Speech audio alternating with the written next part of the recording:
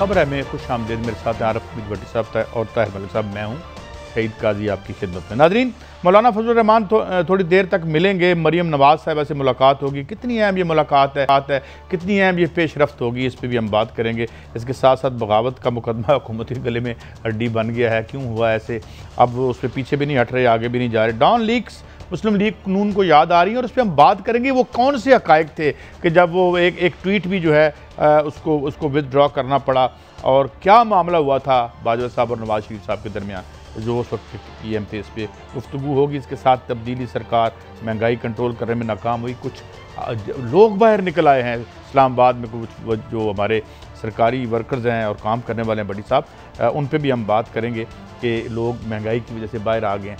भट्टी साहब, ये मुलाकातें कितनी अहम, वो मुनीर नियाजी ने कहा था ना, मुनीर इस मुल्क पर आसेब का साया है या क्या है कि हरकत तेज़ तर है और सफ़र आहिस्ता आहिस्ता। हूँ इस मुलाकात चो की निकलना है। बिस्मिल्लाहिर्रहमानिर्रहीम। देखें, इस मुलाकात मेरे ख्याल में ये अहम है। मौलाना फजलुर रहमान का नैरेटिव भी एंटी इस्टेब्लिशमेंट है और मोहतरमा मरियम नवाज साहिबा का भी एंटी इस्टेब्लिशमेंट है। इसमें ANP ने फड्डा डाल लिया जो ये कर नहीं रहे, क्योंकि वो किसी और के साथ सेट हो चुकी है। ANP ने डाल लिया है कि मौलाना फजलुर रहमान की सदारत हमने नहीं मानी, जो ये बेचारे खुल के कहते नहीं। कल तक वो नहीं मान रहे थे पीपल्स पार्टी वाले, अब ये नहीं मान रहे। वो पीपल्स पार्टी की भी तो बातचीत चल रही है ना। देखे, ये सियासतदानों की एक खूबसूरत है, NRO के लिए हमेशा दरवाजे खुले रखते हैं। जहाँ इनका मफाद हो, जहाँ गरीब का मफाद हो, वहाँ ये दरवाजे बंद करते हैं। तो मरियम साहिबा और इसके बाद ये जो मुश्तरका करेंगे, मेरी इतला के मुताबिक 2 दफ़ा आज मोहतरमा मरियम नवाज साहिबा ने नवाज शरीफ साहब से बात की है। और जब मौलाना फजलुर रहमान मिलने जाएंगे मरियम साहिबा से, एक तो वफद की सूरत में होगा, एक 1-to-1 मुलाकात होगी। उसमें मरियम साहिबा ने एक जानने वाले के मुलाज़म का मोबाइल लिया जिससे नवाज शरीफ की बात कराई जाएगी, और उसके बाद नवाज शरीफ की हदायत के बाद मीडिया टॉक की जाएगी। और ये स्ट्रेटेजी बना रही है कि आज से ही इदारों पे हमला करें या जलसे वाले दिन अटैक करें। इदारों से मुराद आपकी अदलिया और अफवाज पाकिस्तान है। देखें, 2 इदारे इंडिपेंडेंट है ना, बाकी तो इदारे इस हुकूमत के गुलाम हैं। बाकी किस लोग नहीं, वो तो अपोजिशन के गुलाम लगते हैं जो इस तरह का काम हो रहा है। बट देखें, अगर एक बंदा हुक्मरान वक्त है और वो अपने इदारों से काम नहीं ले पा रहा, तो फिर उसकी भी तो नहली गिने ना। देखें, एक आता है आपको काम आना, एक काम लेना आना। वज़ीर आज़म आप हैं, वज़ीर आला आप हैं, वज़रा की एक लंबी मशीन आपकी है, शहजाद अकबर साहब आपने बिठाए हैं, आज़म खान साहब आपने बिठाए हैं। अगर आपसे ब्यूरोक्रेसी काबू नहीं आ रही बकौल इनके, तो फिर छोड़ दें हुकूमत। अच्छा, मेरा एक सवाल है, फिर मैं आप मलिक साहब की तरफ आऊँगा। वो जो केस हुआ सफ्तर अवान साहब के पास, ये जो दामाद हैं उनके, कि जी हम इन इदारों का घिराव करेंगे, इवन अस्करी इदारों का घिराव, जिस पे उन पर मुबैना तौर पर भी, तो क्या इस प्रेस कॉन्फ्रेंस में फरमाया था कि अस्करी इदारों की अहम शख्सियात जो मुल्क के जामन हैं उनके घरों का घिराव करेंगे? बट लीडर तो वो बहुत बड़े हैं, वो कर सकते हैं। इस पर ही गुजरांवाला के एक आला अफसर को तब्दील कर दिया गया। उस वक्त हुकूमती शख्सियत ने एक पुलिस अफसर को कहा, कैप्टन सफदर को भी अरेस्ट करो। देखिए, इनकी तरदीद आएगी, ये बड़े उछलेंगे कि ये कहाँ से खबरें निकाल लाते हैं। उसने कहा, सर क्राउड ज़्यादा है, अगर इस वक्त मैं जाके रेड करूँगा तो नक्शे अमन का ख़तरा होगा, लड़ाई झगड़े का होगा। उस अफसर को बदल दिया गया मेरिट सरकार ने। तो लिहाजा वो तो मुस्लिम लीग नून से आप खैर की तवक्को ना रखें। अगर मरियम साहिबा को कमांड मिलती है तो फिर आपके अदारे उनके वार से महफूज नहीं रहेंगे। गिरफ्तार भी नहीं करना, इनको छोड़ना भी नहीं है, नहीं आप करना की है। अब मेरी बात सुने ना, हुकूमत ने ये पर्चा DC की विदाउट परमिशन हो ही नहीं सकता। ये पर्चा देने वाला अंदर हो जाना चाहिए कानून के मुताबिक। मैंने आज 2-3 आईनी महरीन से देखे। अगर पर्चा आप कह रहे हैं कि हुकूमत पीछे हट रही है तो पर्चा खारिज कर दें। अगर पर्चा ठीक समझते हैं तो ये आज अपोजिशन भी जहल मुतलक है। ज़ुबैर साहब को मुझे नहीं समझ आती नवाज शरीफ ने अपना क्यों तर्जुमान बना दिया। वो मैंने इतना नाहल आदमी नहीं देखा। आज SHO के पास गया, उन्हें ये पता ही नहीं है कि जब पर्चा दर्ज हो जाए उसकी तफ्तीश इन्वेस्टिगेशन करती है, SHO करते ही नहीं। बिल्कुल 2 घंटे शादरे थाने खाली पेट मजा लगा के सेशन करा के। ये ज़ुबैर साहब को तो मियाँ साहब ये आपको मरवा देंगे। ज़ुबैर साहब, इनसे बचे। इन बेचारों को तो ये भी नहीं पता कि इसकी इन्वेस्टिगेशन करनी किसने है। SHO का तो काम खत्म हो गया मुकदमे के दराज के बाद। वो इन्वेस्टिगेशन पुलिस के पास चले गई। अच्छा भट्टी साहब, अब कहा ये जा रहा है कि ये जो मुलाकात हो रही है, नवाज शरीफ साहब के कुछ और जो है सफारतकारों से वहाँ बाहर बात हुई है, कुछ उन्होंने मैसेजेस देने हैं मौलाना को, ये भी है। और ये भी ज़हन में रखें कि लाहौर हाई कोर्ट ने आज उनके इश्तहारात छापने का हुक्म दे, इस्लामाबाद हाई कोर्ट ने जो उनके इश्तहारी होने का कि ये वो पेश हों, तो ये उनकी कहाँ मुलाकातें हुई हैं, और सबसे ये बढ़ के कि इस तहरीक के फंड्स कहाँ से आएंगे? देखें, इस तरीके के फंड काले धन से आएंगे। काले धन से आएंगे? अच्छा, काले धन से, क्योंकि इस तरीके का फंड कोई लीगल तरीके से बैंकिंग ट्रेल नहीं होगी, हुंडी होगी, और होनी शुरू हो गई है। आप बलूचिस्तान में अहम अदारों को पूछे, काम करें लायदगी पसंद तरीक जो अफगानिस्तान में जिनके राब्ते हैं, उनको पैसे मिल रहे हैं कि नहीं मिल रहे। KPK और वज़ीरिस्तान ये चीज़ें पहुँचनी शुरू हो गई हैं। मेरे ख्याल में इमरान खान साहब इस वक्त कबूतर की तरह आंखें बंद करके बैठे हैं, हकायक नहीं जान रहे। वो कहते हैं हमारी इमरान खान से लड़ाई कोई नहीं है, हमारी तो लड़ाई और लोगों से है। नहीं, फिर और लोगों को चाहिए कि इमरान खान को कहे कि हुकूमत छोड़ दे, फिर वो लड़ लें। हमारे अदारे मेरे मुहाफ़त है ना, आपके है ना। इस मतलब आपकी खबर में से दो चीज़ें निकली, ANP पीछे, पीपल्स पार्टी भी पीछे, अब बार्गेनिंग हो रही है। हाँ, और पार्टियां अब रह गई मलिक साहब, एक तो मौलाना और मुस्लिम लीग नून और महमूद हाजकदी, वो भी एंटी इस्टेब्लिशमेंट। आप वो साथ रहेंगे, लेकिन उनकी कोई मास पार्टी तो बहुत बड़ी पार्टी तो नहीं है। बलोचिस्तान में तो गड़बड़ थोड़ा बहुत जी। हाँ, वो जो भट्टी साहब ने थोड़ी सा जिक्र तो कर दिया, मैं आपको खबर देता जाऊँ। ये मरीम से जो मुलाकात है ना, ये फेस सेविंग है, ये स्क्रीन के लिए। असल में वो नवाज शरीफ से मिलने जाएंगे, और उसी से दो उनके पॉइंट है जिस पे मौलाना की आज का उनका एजेंडा है। एक तो एजेंडा वो चाह रहे हैं खुल के इस्तीफ़ों का मुझे गारंटी करो, नंबर 1। नंबर 2, तादाद जो हम कोई तादाद किस चीज़ की? तुलबा की, जो आज उनकी अपनी भी जो जमात करके जलासा, यानी वो मौलाना से कहेंगे आप कितने लोग लाएंगे, मैन पावर आप कितनी लाएंगे, जिस तरह हमारे होता है रेंट ऑफ जुलूस, जिस तरह वो जिस तरह मोहल्ले में क्रिकेट का मैच होता है ना, तो आप कहते हैं यार तुसी कितने मुंडे लाओगे। अच्छा, तो वो बेसिकली ये दो चीज़ें हैं, और ये इन्होंने आधी बात की थी, क्योंकि डिटेल बात मुकम्मल करें ना। मैं आपको स्पेसिफिकली खबर दे रहा हूँ कि मियाँ साहब ने जो करना है वो मियाँ साहब ने करना है। फेस मरीम का आएगा, वहाँ से एक लाइन बनेगी, और ये सबसे ज़्यादा ये साइकोलॉजिकली ये मैटर करेगी। ये मीटिंग आज ये मीटिंग तयन करेगी कि ये जलसे में अग्रेशन रखना है, दरमियान में रहना है कि ग्रे एरिया में रहना है। ये यहाँ से आपको पता चलेगा, और ये बहुत बड़ा चैलेंज है। तीनों पार्टी का सुन लें, नून अपना पीपल्स पार्टी के 2 इजलास हुए हैं लाहौर के, क्योंकि बिलावल ने बोलना है। अच्छा, मैं आपने बड़ी इंपॉर्टेंट बात की है, मगर कुछ इंपॉर्टेंट बातें और मज़ेदार बातें आज इस शो में और इत्तेज़ाज़ हसन साहब ने की है कि आखिर शहबाज शरीफ साहब अंदर गए क्यों हैं। तो ये अब नैब में तरला तहरीक चलेगी भट्टी साहब?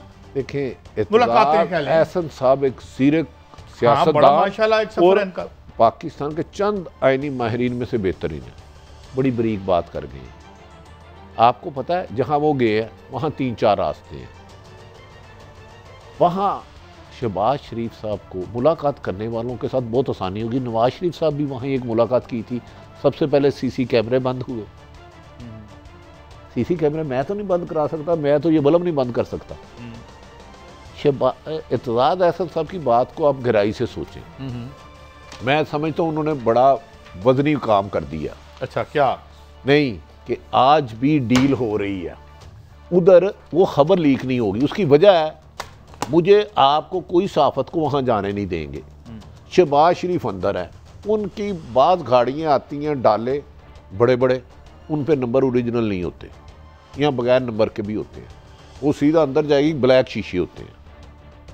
शहबाज साहब कोई कमरे में लाया जाएगा, उधर मुलाकातें होंगी। इसी तरह की मुलाकातें नवाज शरीफ ने जाने से पहले की हैं। फिर प्लेटलेट्स कम हुए थे। प्लेटलेट्स बीमारी की वजह से नहीं कम हुए, हिकमत अमली दानिशमंदी साहब ये जो गुफ्तगू हो रही है, ये इस गुफ्तगू में जो है वो नवाज शरीफ साहब का बयानिया मनवाया जा रहा है जी, कि नवाज शरीफ साहब का बयानिया मान लें, ये गुफ्तगू हो रही है। नहीं, देखिए, शहबाज शरीफ अगर नवाज शरीफ का बयानिया मान लेते तो कब से ये गड़बड़ हो जाती। नवाज शरीफ अपने भाई का नहीं मानना चाहते, भाई उनका इस बयानिए के साथ पब्लिक में नहीं जाना चाहते। आपको याद होगा जब नवाज शरीफ साहब आए, फारूक PDM नहीं देखिए PDA जो भी है, नहीं आप वो अल्ताफ, मेरा ख्याल है आप मौलाना फजलुर रहमान को अंडर एस्टिमेट कर रहे हैं। उनके जो मदरसे के तालिबा ना, वो उन्होंने बाद जगह से ट्रेनिंग ली है। किस चीज़ की? इस वक्त वो लड़ाई झगड़े की, जलाओ घिराओ की जो कमांडो टाइप होते हैं, वो मैं उसकी डिटेल में नहीं जाऊंगा। आपका क्या मतलब है नवाज शरीफ हर तीसरे दिन मौलाना साहब को क्यों फ़ोन कर रहे हैं? वो पीपल्स पार्टी पे बेस नहीं कर रहे, क्योंकि पीपल्स पार्टी ने रिज़ाइन नहीं देना, ये जो मर्जी कर लें मौलाना फजलुर रहमान। सोने की कान है सिंध हुकूमत, वो बेवकूफ़ है। देखें मुस्लिम लीग नून के पास कुछ नहीं है, उनके पास सिंध हुकूमत है, MNA उनके सेनेटर मार्च में काफ़ी बनेंगे। नून लीग तो हर हाल में लूज़र है। तो ये इमरान नवाज शरीफ ने ये सोचा है ना खेलेंगे ना खेलेंगे। यार मुझे आपसे सवाल है यार, एक आपसे सवाल मेरा ये है कि 3 बार वो प्राइम मिनिस्टर रहे हैं, 30-35 साल इस पार्टी की हिस्ट्री है, 4 बंदे इकट्ठे करने के लिए मौलाना फजलुर रहमान के थले लगे हुए हैं मियां नवाज शरीफ साहब। ये आपका कहना है ना। भट्टी साहब का अगर खबर आपको दे रहे हैं कि निगोशिएशन हो रही है, अगर वो फरमा रहे हैं अपने एतजाज़ हसन साहब कि अगर एक दरवाज़ा बच गया है जहाँ पे मुलाकातें होंगी, तो आप क्यों मुलाकातें कर रहे हैं फिर नून से? फिर आप क्यों शहबाज से मिल रहे हैं? इसका मतलब है नहीं आपका तो पॉइंट है कि नवाज के साथ है कोई नहीं। अगर जिसके साथ है कोई नहीं तो NRO क्यों कर रहे हो? नहीं नवाज बाहर क्यों भेजते हो? उनके साथ से क्यों मिलते हो? मुझे इसका जवाब सुने। उनके पास मैटर्स, रियासत में उनकी इनरोड्स हैं, उनके पास काला धन है, बहुत सारे पैसे हैं उनके पास। ये आपकी 4 बंदे निकालने के लिए बंदा कोई नहीं है। आप गुजरात यार वाला छोड़े, सुन लें, FIA डराने के लिए लिस्टें बना रही है किस किस बंदे ने अपने दिल पे हाथ रख के बताएं, आखिर मौलाना से बात क्यों करने की जरूरत क्यों कर रहे हैं? वो आपने प्रेशर डालना है। देखिए मैं मलक साहब की बात को वजन देता हूँ। लाहौर में जो इन्होंने कल जलसा किया था ना, 400 वाला नहीं 1.5-2 लाख आदमी था। अच्छा नहीं देखें जो आदमी अब 1.5-2 लाख कैसे बनता है? अच्छा मेरी नजर कमजोर है शायद। नहीं उसके सर पे बाल कितने हैं आप समझे, उतने आदमी हैं। अच्छा एक इंसान को एक राना मिले, उसका सर भी है, सर पे बाल भी है, तो ये करोड़ों में भी जा सकती है तादाद। मस्जिद शोदा वाले जलसे की मतलब सब गुस्ताखी नहीं मैं कहा फिर जलसा कराए ना। आप तो लिस्टें फिर क्यों बना रहे हैं? आपको पता है आपकी एजेंसियां ना इस पे काम कर रही हैं कि भट्टी साहब ने कितने बंदे लेके आए। मैं इनको जवाब देता हूँ, वो तो आपके नवाज शरीफ रोजाना पूरे पाकिस्तान में हर जगह कर रहे हैं। तू मेरा टिकट होल्डर था, तूने 5000 बंदा लाना, तूने 10,000 लाना, वो तो ये भी कर रहे हैं। ये स्ट्रेटेजी तो सारे और 200 बंदे। अच्छा फिर मुझे आप इसका जो ठहरे आपका दोनों का जो आर्गुमेंट है, फिर आप किस लिए इनसे नेगोशिएशन करते हैं? NRO के लिए क्यों बैठते हैं? नेगोशिएशन कितने मैटर्स? अच्छा मैटर मेरी यार सुनो, नेगोशिएशन हमेशा होती रहती है, कभी के साथ भट्टी साहब मेरे साथ तो कोई नहीं करता, आपके साथ तो कोई नहीं करता। आप सियासी जमात बना रहे हैं, आपके 10 लाख तालिबे इल्म हो, आप आग लगा सकते हो पूरे लाहौर को, क्यों करते हैं? मेरा ये आर्गुमेंट है, मेरा आर्गुमेंट उज़ैर बलोच से भी होती रही है, कोई ऐसी बात नहीं है, उससे भी होती रही है। ये जो जुर्म पेशा बैठा हुआ ना,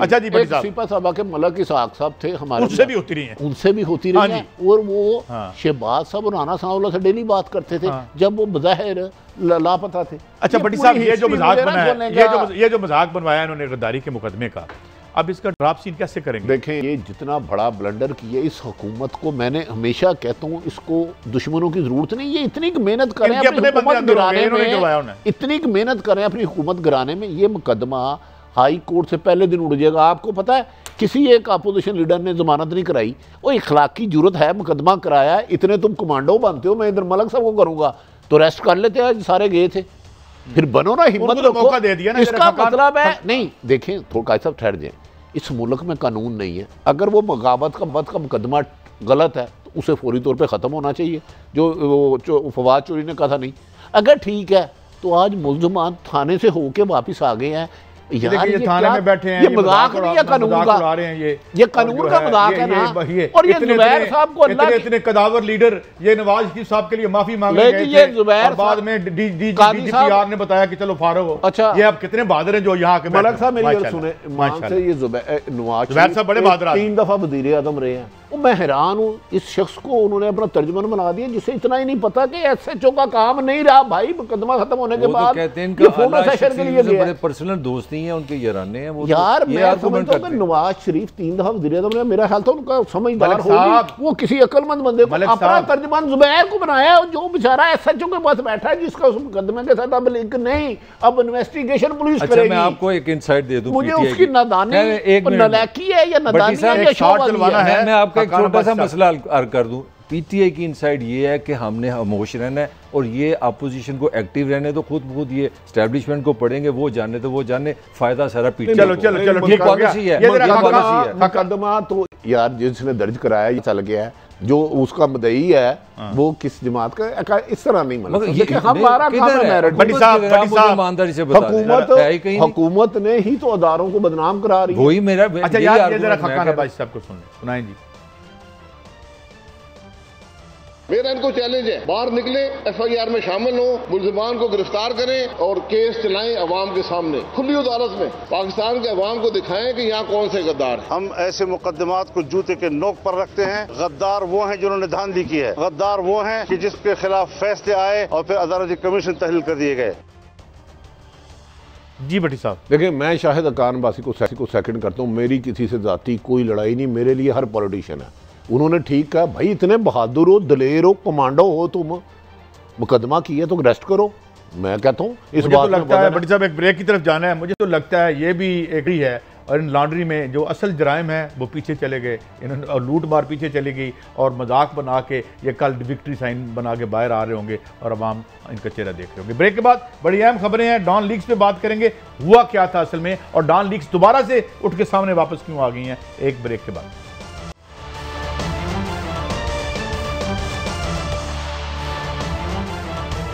वेलकम बैक नाजरीन, हमारे साथ हैं जनाब जनरल नईम खालिद लोधी साहब, एक डिफेंस एक्सपर्ट हैं और फ़ौज में जनरल भी रह चुके हैं। इससे पहले कि मैं इनसे बात करूं, मैं एक परवेज़ रशीद साहब का आपको शॉर्ट सुनवाना चाहता हूं, क्यों ज़िंदा किया जा रहा है डॉन लीक्स को दोबारा, और इस हवाले से असल हक़ाइक़ क्या हैं और क्या उन्हें तोड़ मोड़ के पेश किया जा रहा है। जी जनरल साहब, पहली बात तो ये है कि जनवरी में जनरल राहील ने इनकार कर दिया था कि वो एक्सटेंशन नहीं लेना चाहते, और ये वाक़या डॉन लीक्स का उसके को 8, 9, 10 महीने बाद होता है। उसके बाद इंक्वायरी, जो हमारे पास खबर है, कमर जावेद बाजवा साहब ने कहा कि सिविलियन इंक्वायरी कराई जाए, वो हुई, और उसके बाद या उन्होंने इंक्वायरी के बाद कुछ लोग नॉमिनेट हुए, सज़ा का वक्त आया तो फिर सज़ा नहीं हुई। ये है हमारे पास फैक्ट्स। क्या ये गलत है, और क्या वाकई जनरल राहील इंसिस्ट कर रहे थे कि उन्हें एक्सटेंशन दी जाए और इसलिए उन्होंने ये प्रॉब्लम क्रिएट किया, वो जनरल राहील इसकी वजह थे?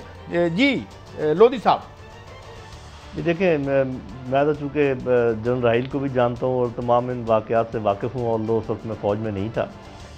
बात यह, जैसे आपने ख़ुद कहा कि जब आर्मी चीफ इतना अर्सा पहले कह दे कि मुझे एक्सटेंशन नहीं चाहिए और मैं अपनी सर्विस पूरी करके चला जाऊँगा, तो वो दोबारा किस मुंह से वो एक्सटेंशन मांगता, और अगर कहा था तो इन्होंने उस वक्त रिवील क्यों नहीं किया। दूसरी बात यह कि अब ये गड़े मुर्दे उखाड़ने का फ़ायदा कोई नहीं है। बुनियादी तौर पे पूरी पाकिस्तानी कौम को पता है कि मसला क्या खड़ा हुआ था। बात ये नहीं है कि वहाँ पर क्या बात हुई, क्या झगड़ा हुआ या नहीं हुआ, इसका कोई इससे फ़र्क नहीं पड़ता। बातें चलती रहती हैं। जब आप किसी फोरम पे बात करते हैं तो थोड़ी सी सर्दी गर्मी भी हो जाती है, थोड़ा सा पॉइंट ऑफ व्यू में फ़र्क भी होता है। बात यह है कि इतने सीक्रेट फोरम की बात बाहर कैसे निकली, और सारी इंक्वायरी का जो महवर था वो ये था, ये नहीं था कि वहाँ पर गुफ्तगू क्या हुई और किसने क्या कहा। इससे कोई फ़र्क नहीं पड़ता। ज़्यादा फ़र्क इस बात से पड़ता है कि इतने सीक्रेट फोरम की बात बाहर कैसे निकली, उस पर फिर सारा कुछ क्लियर हो गया। मेरा ख्याल है कि ये जो लिहाज किया गया उस वक्त फ़ौज की तरफ से, वो गलती थी फ़ौज की। जिन लोगों का नाम था हमें भी पता है, और उसमें से किसी का लिहाज करके ये कह करके ये खातून है या बच्ची है, व्हाटएवर। जनरल साहब, मैं आपको रोकूंगा। जनरल साहब, आपने बड़ी अहम बात की। डॉन लीक में कहा जाता था मोतबर जराए कि मोहतरमा मरियम नवाज साहबा का नाम है। आप क्या समझते हैं, अगर आज फिर वो मुर्दे उखेड़े और हमारे सलामती के इदारों को हिट कर रहे हैं, अगर उस वक्त उनको सरब वजारतों से हटाने की बजाय आइन के मुताबिक सजा दे दी जाती तो बेहतर ना होता? आज ये लोग दोबारा हमारे इदारों में हमलावर ना होते।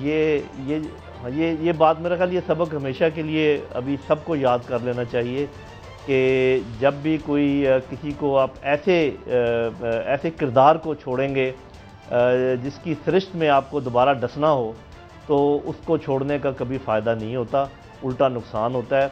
ये जैसे भी बाहर भेजा गया या गए या अरेंज किया गया या गड़बड़ हो गई या गलत उनके जो थे medical report, whatever has happened, जिसने भी उसमें हिस्सा लिया, अगर कोई ऐसा बंदा था जो आज सोच रहा हो कि ये मैं उसके हाथ से हुआ है, तो मेरा ख्याल आज वो बहुत पछता रहा होगा कि भी ये हमसे क्या हुआ। अच्छा तो जनाब साहब, ये मेरी अभी पता रहनुमाई नहीं आइंदा फरमाइए, सीखते हैं या नहीं सीखते। आप फरमा रहे हैं कि किसी एक खातून का, वो किस खातून का नाम था जिसको नवाज शरीफ ने कहा जाता है कि रहीम से रिक्वेस्ट की? मैं वो नाम मुझे मालूम भी नहीं है, मैं जिक्र भी नहीं करूँगा, लेकिन इतना मुझे मालूम है कि सबका किसी न किसी का लिहाज ज़रूर किया गया था। अच्छा वो सिर्फ ये बता दें वो मेल थी या फीमेल जिसका लिहाज किया गया, सिर्फ ये रहनुमाई फरमा दें जरा आप। बस मेरा ख्याल है कि इससे आगे ज़्यादा कहने की जरूरत नहीं। कुछ ऐसी चीज़ें होती हैं दीवार पे लिखी होती हैं, उसके बावजूद अगर आप कहें कि ये दीवार पे क्या लिखा हुआ है इतने जली हरूफ में, तो वो आप मुझसे क्या पूछते हैं। अच्छा वो मैं एक चीज़ ऐड करना चाहूँगा सर, आप बाद में और सवाल अपने कर लीजिए। वो ये है कि देखिए इस वक्त जो सूरत हाल है उसमें जो कड़वाहट पैदा हो गई है, उस कड़वाहट का जो लेवल है वो इस कदर ज़्यादा है कि पूरे माशरे में एक जहर जो है ना घोल दिया गया है। मैं ये रिक्वेस्ट करूँगा अपोजिशन से भी और गवर्नमेंट से भी कि आप अपने जो पॉलिटिकल मामलात हैं उन पर जितनी मर्जी सियासत कर लें, सियासी मामलात पर सियासत कर लें, वो कह दें जी महंगाई है, ये नहीं हुआ, वो नहीं हुआ, जो वादे किए गए थे उस पर बात कर लें, लेकिन मेहरबानी करके इदारों को बाहर रखें। ये हायर जुडिशरी, ये नैब, ये इलेक्शन कमीशन, ये आर्म फोर्सेस, ये स्टेट का हिस्सा, एक स्टेट पूरा मैकेनिज़्म है। अब पूरे स्टेट के साथ तो नहीं आप टकरा सकते, आप हर एक को मतून और मलून तो नहीं कर सकते, स्पेशली जब इन सब के सरबराह आपने खुद अपॉइंट किए हुए हों। तो ये ज़रा सोच लेना चाहिए। और इससे पहले कि मलिक साहब आपसे बात करें, जनरल साहब सिर्फ आखिरी सवाल, उसके बाद जनरल साहब गुजारिश ये है कि आप बड़े अहम ओहदे पे रहे हैं, तो हम तो गुमनामी की जिंदगी गुजार रहे हैं, क्या वो नाम एम से तो नहीं शुरू होता था जिसे स्पेयर किया गया? जी नहीं नईम साहब, सिर्फ वो नाम एम से तो शुरू नहीं होता था। मैं जरा थोड़ा सा भट्टी साहब लगता है आप इंसिस्टेंट हैं कि आप हमें बताएं। नहीं आप साहिब इल्म ऐसे लोग कम आते हैं। इसका जवाब मैं ये दूंगा कि ए से लेके जी तक जितने अल्फाज उनमें से एक है।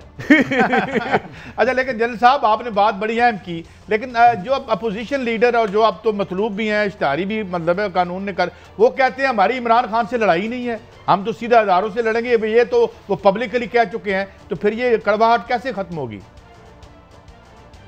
जी यही बात मैं इसका जिक्र कर रहा हूँ।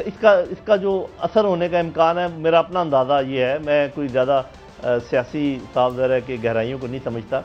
मेरा ख्याल है कि उनकी पार्टी खुद सोच रही होगी कि ये हमारा लीडर हमें किस तरफ लेके जा रहा है, और बज़ाहिर अगर आपको क्रैक नज़र नहीं आ रहे तो ज़रूर कहीं गहराई में वो क्रैक मौजूद होंगे और वो अचानक नमूदार हो जाएंगे, क्योंकि इस बयानियों को ज़्यादा लोग सपोर्ट नहीं कर सकते। कुछ जरूर होंगे लोधी साहब, मैं जो एक क्वेश्चन आपसे करना चाह रहा हूं, सपोर्ट नहीं कर पाएंगे। जनरल साहब, मैं जो क्वेश्चन करना चाह रहा हूं कि इस वक्त टकराव की कैफियत है। एक तरफ सिचुएशन ये है कि जो आप कह रहे हैं कि इदारों पे अटैक हो रहा है, और इधर से हुकूमत से आ रहा है कि आप गरदार हैं।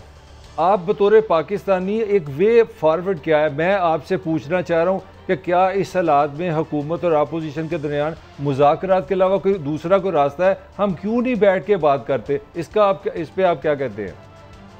जी ये आखिरकार मुज़ाकरात ही होंगे।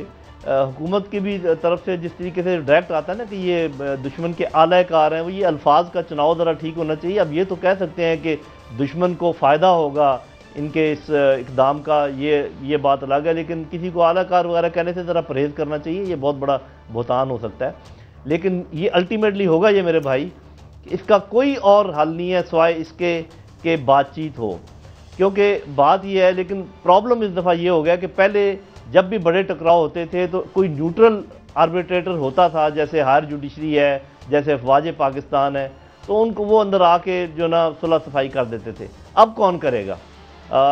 मुझे ऐसे ही लगता है कि बावजूद इस तमाम टकराव के आप देखिएगा कि ये फिर या चीफ जस्टिस ऑफ पाकिस्तान होंगे या आर्मी के चीफ होंगे जो इस सारे मामले को हल करेंगे। साहब आपने हमें एनलाइटन किया, बहुत थैंक यू भट्टी साहब। सबसे अहम बात, मुझे बहुत सी बातें, कुछ बातें तो हमें पता थी, अहम बात उन्होंने की कि कहीं डीप डाउन क्रैक्स मौजूद हैं जो एकदम से सामने आएंगे इस बयानी की वजह से विद इन मुस्लिम लीग नून। इस बात को आप कैसे देखते हैं? देखिए जनरल साहब बड़े अहम ओहदों पे रहे हैं और वो हमसे ज़्यादा मुल्की हालात, सियासतदानों को भी जानते हैं और अदारों को भी जानते हैं। वो उस फोर्स के कमांडर रहे हैं जहां हर 22 रोज़ 20-22 साल का जवान शहीद हो रहा है। आर्मी में भी ये चीज़ बड़ी डिस्कस की जा रही है। कुर्बानी हम इनके लिए देते हैं कि हमें हर दूसरे दिन बुरा बुला के रह गया जाओ नून लीग का, तो बहुत बड़ा हिस्सा नून लीग का मियाँ साहब की इस बयानिए के सख्त खिलाफ है कि आप अदारों से टकराव ना करें।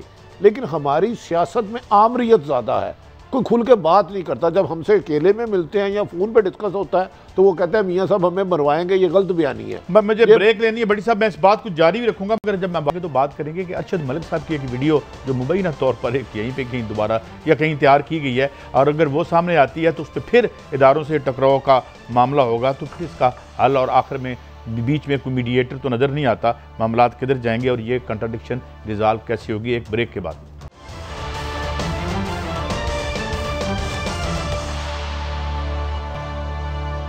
Welcome back. हजूर ये जरा प्राइसेस के बारे में तो बताएं, आज क्या है, कल क्या थी, जरा थोड़ा जल्दी से मुझे बताएं। मैं जल्दी से बता दूं, मगर रिकमेंड करने की इजाज़त चाहूँगा। मैं समझता हूँ जो इस वक्त शोर पड़े ना गर्दारी का, सबसे ज़्यादा जो जुल्म हो रहा है वो अपोजिशन हुकूमत अवाम के साथ कर रही है। महंगाई को कोई डिस्कस नहीं कर रहा। आपकी नून और मौजूदा हुकूमत का मैं कंपैरिजन देने लगा। आटा जो था वो 740 रुपए से हो गया थैला 1500 से 2000 तक। चीनी हो गई है 60 रुपए किलो से 110 रुपए किलो हो गई है। घी हो गया 190 रुपए किलो से 240 रुपए किलो। चावल हो गया 110 रुपए किलो से 200 रुपए किलो। और आपकी बिजली की जो मैं असल खबर आपको देने लगा, 5 रुपए यूनिट का इजाफा कर चुकी हैं ये जो नीट एंड क्लीन हुकूमत आई है, जो चोर हुकूमत के मुकाबले में। मगर असल खबर ये है कि 6 रुपए फी यूनिट इजाफा करना पड़ेगा आपको, सिर्फ डेट जो आपका कर्जा उसको ख़त्म करने के लिए। अगला मज़ाइल आने लगा है। और आज कराची में जो सनतकारों ने कहा है, अभी प्रेस कॉन्फ्रेंस में सुन रहा था, उन्होंने कहा कि हमारी गैस आप ख़त्म कर रहे हैं, पाकिस्तान की कराची जान है और जान में से गैस निकालेंगे तो आपकी सनत सारी तबाह बर्बाद हो रही है। अच्छा बड़ी महंगाई ने पागल कर दिया। अच्छा बड़ी साहब, इसी हवाले से आज all Pakistan government employees grand alliance जो है उसके ज़ेर एहतमाम बहुत से वर्कर और सरकारी मुलाजमीन आए और उन्होंने कहा उनको बेरोज़गार किया जा रहा है। मेरा सवाल बड़ा मुख्तलिफ है। यहाँ पर फ़रतुल्लाह बाबर साहब भी थे और ख्वाजा आसफ साहब भी थे। ख्वाजा आसफ साहब की हुकूमत ने 100 इदारा प्राइवेटाइज करके लोगों को बेरोज़गार किया। सुनते रहिए, 1 फरवरी को PIA की प्राइवेटाइजेशन के खिलाफ जो वर्कर बाहर निकले उनको गोलियां मरवा के 2 बंदे कत्ल करवाए।